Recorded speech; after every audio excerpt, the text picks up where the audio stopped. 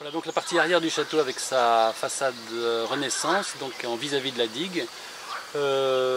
Grâce à la mission Berne, donc à la Fondation du patrimoine que je remercie définitivement. Donc aujourd'hui le monument est donc le seul du Périgord à être sélectionné et l'aspect financier sera donc connu à la rentrée, à la fin du loto du patrimoine, et j'espère pouvoir commencer les travaux donc avant la fin de l'année. À l'arrière du château, la douve en fait en équerre est surplombée effectivement par cette longue digue d'une cinquantaine de mètres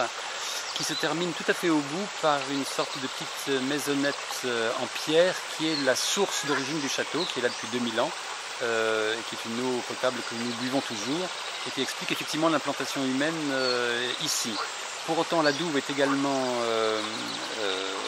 alimentée sur la gauche par le ruisseau de la Maline qui se jette ensuite dans le Salambre puis dans l'Isle. Et c'est effectivement un écosystème hydraulique assez original, unique probablement dans le Périgord blanc et peut-être en Dordogne, qui avait été installé ici, avec les plans d'eau inférieurs que l'on voit, et derrière la digue, mais malheureusement on ne les voit plus, une retenue d'eau également importante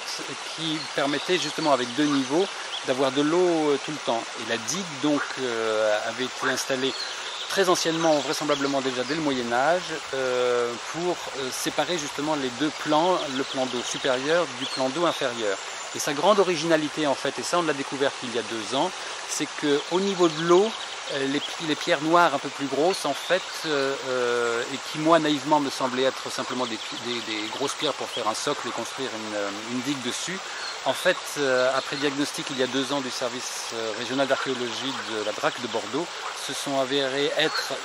selon toute vraisemblance, des grosses pierres gallo-romaines. Donc on a un radier gallo-romain qui serait une des premières